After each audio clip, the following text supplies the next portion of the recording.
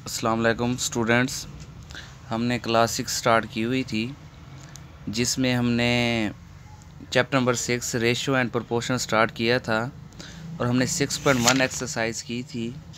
6.1 exercise में हमने देखा था कि क्वेश्चन नंबर 1 और 2 और हम क्वेश्चन नंबर 3 कर रहे थे क्लास में। तो अगर हम क्वेश्चन नंबर 3 देखें तो उसमें सिंपल हमारे पास लिखा हुआ है क्वेश्चन नंबर 3 में कि सिंप्लीफाई द फॉलोइंग रेशोज़। आपने रेशोज़ को सिंप्लीफाई करना है। जिस तरह क्वेश्चन नंबर 3 का फर्स्ट पार्ट है 3:9।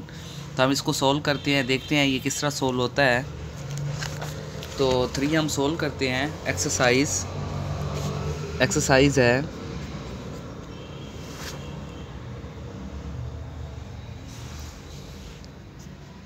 सिक्स पॉइंट 1 क्वेश्चन नंबर 3 और उसका फर्स्ट पार्ट है। हमने ये सोल्व देखना है कि ये जो रेशो है ये किसके इक्वल आती है। तो इसका फर्स्ट क्वेश्चन है, आपने सिंप्लीफाई करना है 3:9। अब आपको पता है कि रेशो का मतलब जो है वो सिंपल डिवीजन होता है। तो अगर इस रेशो को मैं डिवीजन की फॉर्म में लिखना चाहूँ, हमने पहले क्वेश्चन किए थे कि अगर हम रेशो को डिवीजन में कन्वर्ट करना चाहें तो हम इसको इस तरह भी लिख सकते हैं। अब हमने क्या करना है, इसको सिंप्लीफाई करना है। एक तो सिंप्लीफाई ये है कि आप दोनों साइड से न्यूमरेटर और डिनोमिनेटर की कटिंग कर दें HCF के साथ। तो 3 और 9 का अगर HCF देखें, हायर कॉमन फैक्टर देखें तो वो 3 है। हमने ये भी सीखा हुआ है कि हायर कॉमन फैक्टर किस तरह निकालते हैं। जो बड़ी टर्म होती है हम उसको डिवाइड कर देते हैं 9 को 3 पे, तो 3 9। तो हमारे पास HCF जो है वो 3 है। अब दोनों साइड्स को न्यूमरेटर और डिनोमिनेटर को 3 पे डिवाइड कर दो तब भी ठीक है। अगर आप कटिंग करना चाहें तो कटिंग भी कर सकते हैं। मसलन 3 1 3 3 3 9। तो आपके पास आंसर आएगा 1/3। अगर आप इसको रेशो की फॉर्म में लिखना चाहते हैं 1/3 को, तो आप अगर इसको रेशो की फॉर्म में लिखना चाहते हैं तो आप इस तरह भी लिख सकते हैं। ये इक्वल हो जाएगा 1:3। अब ये हमारे पास रेशो की फॉर्म में था तो हमने इसको डिवीजन की फॉर्म में लिखा। ये डिवीजन की फॉर्म में था तो हम इसको रेशो की फॉर्म में लिख सकते हैं। क्वेश्चन नंबर 1 और 2 6.1 एक्सरसाइज का हमने सीखा हुआ है कि किसी भी रेशो को डिवीजन में किस तरह कन्वर्ट करते हैं और डिवीजन को रेशो में किस तरह कन्वर्ट करते हैं। ठीक है। अब इसी तरीके से हम सेकंड क्वेश्चन पे आते हैं। इसका सेकंड क्वेश्चन है वो ये है कि आपने 25 क्वेश्चन नंबर 3 उसका सेकंड पार्ट है, आपने करना है 25 और रेशो है 40। आपने इसको सोल्व करना है। तो फर्स्ट ऑफ ऑल हम क्या करेंगे, जिस तरह हम करते आ रहे हैं, तो 25 को हम डिवाइड कर देते हैं 40 के ऊपर। अब इसमें से 25 और 40 को अगर हम देखें तो हम डिवाइड करते हैं, न्यूमरेटर में 25 है, डिनोमिनेटर में 40 है। तो हम न्यूमरेटर और डिनोमिनेटर को HCF से डिवाइड करते हैं। अगर हम इसमें से देखें तो हमारे पास HCF क्या आता है, तो हम क्या करते हैं 40 को डिवाइड कर देते हैं 25 पे। तो 25 को 1 से मल्टीप्लाई करें तो 25 आता है। तो रिमाइंडर अगर हमारे पास देखें तो यहाँ से हमारे पास क्या आ जाएगा, 1 कैरी करेंगे 10, तो यहाँ से हमारे पास आ जाएगा 5 और 3 में से 2 माइनस करेंगे तो आ जाएगा 15। अब देखिए 25 बड़ा नंबर है, 15 छोटा नंबर है। तो उसके बाद हम क्या करते हैं,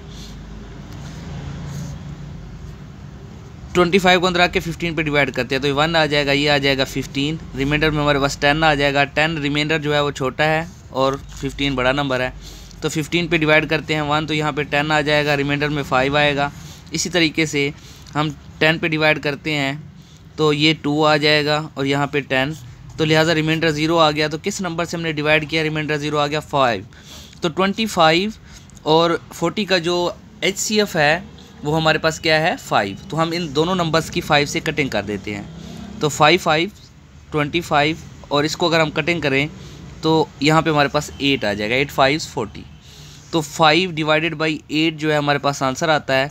तो अगर हम इसको रेशो के फॉर्म में लिखना चाहें तो ये आएगा 5:8। इसी तरीके से अगर हम नेक्स्ट क्वेश्चन देखें, क्वेश्चन नंबर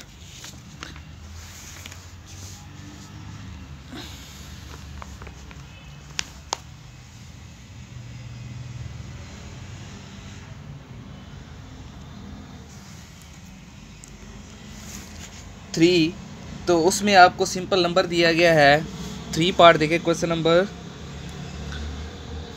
3 का अगर हम थर्ड पार्ट देखें तो उसमें हमें एक नंबर दिया गया है 1/4 और रेशो है 1/6। देखिए रेशो का मतलब तो डिवीजन है, आपको बखूबी पता है। अब जिसमें आपको फ्रैक्शन वाले नंबर दिए जाएं तो आपने सिंपल क्या करना है, उन दोनों का एलसीएम फाइंड करना है। तो एलसीएम फाइंड करना भी हमने सीखा हुआ है बाय प्राइम फैक्टराइजेशन। तो हम एलसीएम फाइंड करते हैं 4 और 6 का, जो डिनोमिनेटर में नंबर दिए गए हैं। तो 4 और 6 का अगर हम एलसीएम फाइंड करें, इसको 2 पे डिवाइड करो तो यहाँ से हमारे पास 2 आता है और यहाँ पे हमारे पास 3 आ जाएगा। और चैप्टर नंबर 3 में हमने बहुत ज़्यादा डिटेल के साथ एचसीएफ और एलसीएम फाइंड करना सीखा हुआ है। अब देखें 2 और 3 का कॉमन डिवाइज़र कोई भी नहीं है, तो लिहाजा हम क्या करेंगे, 2 और 3 का जब कॉमन डिवाइज़र कोई ना हो तो सिंपल हम तमाम फैक्टर्स को मल्टीप्लाई कर देते हैं। तो 2 मल्टीप्लाइड बाई 2, तो हम मल्टीप्लाई करते हैं 2 multiplied by 2 multiplied by 3 is equal to 2 multiplied by 2 4 multiplied by 3। तो 4 को 3 से मल्टीप्लाई करते हैं तो ये हमारे पास 12 आता है। तो हम दोनों रेशियोज़ को 12 से मल्टीप्लाई कर देते हैं। तो यहाँ से हमारे पास क्या आएगा, 1/4 multiplied by 12 ratio 1/6 multiplied by 12। अब देखो फर्स्ट रेशो को भी 12 से मल्टीप्लाई किया, ये हमारे पास रेशो का साइन एज इट आ गया। 1/6 को भी हमने 12 से मल्टीप्लाई, इसकी कटिंग करें तो यहाँ से हमारे पास क्या आ जाएगा, यहाँ से हमारे पास आ जाएगा 4 1 4 4 3 12। तो 1 को जब 3 से मल्टीप्लाई करेंगे तो हमारे पास क्या आ जाएगा 3, रेशो की जगह पे रेशो का साइन आएगा। अब 6 1 6 6 2 क्या होता है 12। जब 2 को हम 1 से मल्टीप्लाई करेंगे तो हमारे पास 2 ही आएगा। तो सिंपलेस्ट जो इसमें रेशो आ गई 3:2, तो ये हमारे पास आंसर है 3:2। नेक्स्ट अगर हम क्वेश्चन देखें तो हमारे पास है क्वेश्चन नंबर 3 और उसका फोर्थ पार्ट है, वो है 2/3 रेशो 1/9।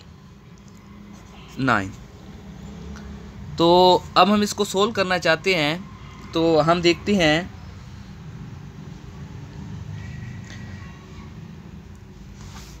3 और 9 का हम एलसीएम फाइंड करते हैं।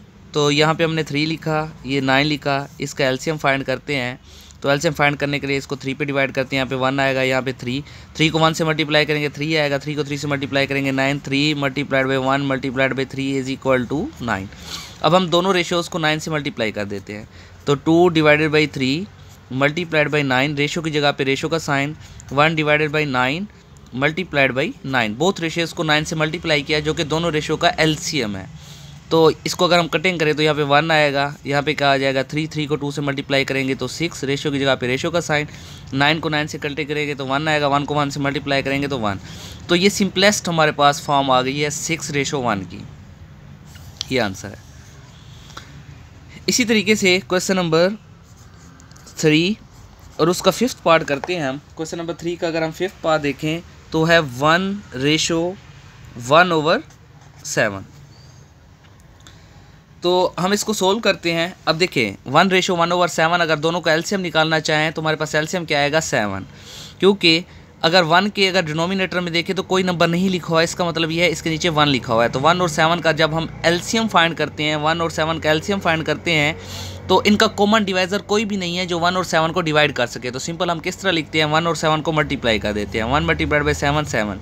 तो बोथ साइड्स को 7 से मल्टीप्लाई करें, 1/1 मल्टीप्लाइड बाई 7, रेशो की जगह पे रेशो का साइन, 1/7 मल्टीप्लाइड बाई 7। अब देखें इसकी इसके साथ कटिंग, अब किस तरह होगी 1, तो इसके साथ कटिंग करेंगे तो यहाँ पे 7 एज इट आ जाएगा, 7 को 1 से मल्टीप्लाई करेंगे तो क्या आएगा 7, रेशो की जगह पे रेशो का साइन 7 1 और यहाँ पे क्या आएगा 1। तो 1 को 1 से मल्टीप्लाई करेंगे तो 1, तो हमारे पास रेशो क्या आएगी 7:1, ये हमारे पास सिंपलेस्ट फॉर्म है।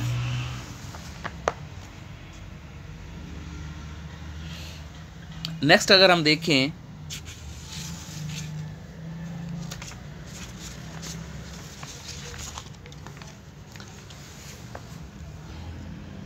सिक्स पार्ट है इसका, क्वेश्चन नंबर 3 और उसका 6 पार्ट है, आपने 5:2/3 इसकी सिंपलेस्ट फॉर्म फाइंड करनी है। अब देखिए 5 के डिनोमिनेटर में कोई भी नंबर नहीं लिखा हुआ है, इसका मतलब है इसके नीचे 1 लिखा हुआ है। 1 और 3 का अगर एलसीएम फाइंड करें तो आपको पता है कि 1 और 3 का कोई कॉमन डिवाइज़र नहीं है। तो सिंपल हम क्या कर देंगे, 1 और 3 का हम एलसीएम फाइंड करते हैं। कोई भी ऐसा नंबर नहीं है जो दोनों को डिवाइड कर सके 1 के अलावा, 1 हमने लिखना नहीं है। तो 1 को सिंपल 3 से मल्टीप्लाई करेंगे तो क्या आ जाएगा 3। अब इस तरीके से हम क्या करते हैं 5 divided by 1 multiplied by 3 ratio 2 divided by 3 multiplied by 3। अब यहाँ से 1 को 3 से कटिंग करें तो 3 ही आता है, तो 3 को 5 से मल्टीप्लाई करें तो हमारे पास क्या आ जाएगा 15। रेशो की जगह पे रेशो का साइन 3 को 1 से और इसकी 1 से कटिंग करें तो 1 को 2 से मल्टीप्लाई करें या 2 को 1 से मल्टीप्लाई करें तो हमारे पास क्या आता है 2। तो ये हमारे पास आंसर है 15:2। नेक्स्ट अगर हम रेशो देखें, हमें नेक्स्ट क्वेश्चन दिया गया है क्वेश्चन नंबर 3, उसका 7 पार्ट है। उसमें अगर हम देखें 1.3 रेशो 3.9, तो हम इनकी रेशो फाइंड करना चाहते हैं। सिंपल हमें पता है कि हम किस तरह रेशो फाइंड कर सकते हैं। तो अगर मैं इस पॉइंट को ख़त्म करूँ 1.3, आपको पता है जहाँ पे पॉइंट ख़त्म करते हैं तो डिनोमिनेटर में वहाँ पे 1 लगाते हैं और पीछे जितने भी पॉइंट्स के राइट साइड पे डिजिट्स हों उतने 0 लगाते हैं। तो अगर राइट साइड पे 1 डिजिट है तो हम 1 0 लगाएंगे। रेशो की जगह पे रेशो का साइन आ गया। ये 3.9 था तो पॉइंट को मैंने ख़त्म किया तो यहाँ पे मैंने 1 लगाया। पॉइंट के बाद राइट साइड पे जितने डिजिट्स हैं वहाँ पे 0 आ जाएंगे। अब देखिए, अब मैं क्या फाइंड करना चाहता हूँ 10 और 10 का एलसीएम फाइंड करना चाहता हूँ। 10 एंड 10 का एलसीएम, तो कॉमन डिवाइजर दोनों का 10 है। यहाँ पे भी 1 आ जाएगा, यहाँ पे भी 1 आ जाएगा। 10 को 1 से मल्टीप्लाई करेंगे, फिर 1 से मल्टीप्लाई करेंगे तो वो क्या आ जाएगा 10। 10 मल्टीप्लाइड बाई 1 10, 10 मल्टीप्लाइड बाई 1 10। तो अब मैं क्या करता हूँ 13 divided by 10 multiplied by 10 ratio 39 divided by 10 multiplied by 10। उसके बाद नेक्स्ट अगर देखें तो ये 10 से कैंसिल हो जाएगा, यहाँ 1 आ गया, यहाँ भी 1, इस 10 से कैंसिल हो गया, यहाँ भी 1 आ गया। यहाँ पे क्या आ जाएगा 13 एज इट 13 को 1 से मल्टीप्लाई करेंगे 13 आएगा। रेशो की जगह पे रेशो का साइन। अब 39 को 1 से मल्टीप्लाई करेंगे तो ये 39 एज इट ही आ जाएगा। उसके अलावा अब हम देखते हैं इसको सिंपलेस्ट फॉर्म में लिखने के लिए। अब ये दो नंबर्स हैं, इनको सिंपलेस्ट फॉर्म में लिखना है तो हम देखते हैं 13 रेशो 39, तो हम इसको इस तरह भी लिख सकते हैं 13 डिवाइडेड बाई 39। अब हम दोनों का HCF फाइंड करते हैं। तो HCF किस तरह फाइंड किया जाता है 13 और 39 का, जो बड़ा नंबर होता है उसको छोटे नंबर पे डिवाइड किया जाता है। 39 को डिवाइड करो 13 पे, जब इसको 3 से मल्टीप्लाई करो तो ये हमारे पास 39 एज इट ही आ जाता है। तो माइनस रिमाइंडर में 0 आ गया। अब देखिए ऐसा नंबर है 13 जो 39 को डिवाइड करे तो रिमाइंडर 0 आता है, लिहाजा 13 HCF है। तो 13 की दोनों से कटिंग कर दो तो 13 1 13, 13 3 39। तो इसको लिख सकते हैं 1 डिवाइडेड बाई 3। नेक्स्ट स्टेप पे अगर हम लिखना चाहें तो इसको लिख सकते हैं 1 रेशो 3। इससे अगर नेक्स्ट क्वेश्चन देखें हम तो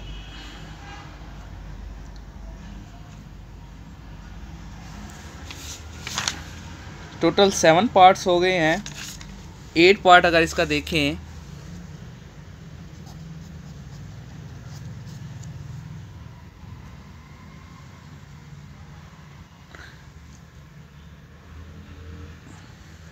वो है 0.02 रेशो 0.4।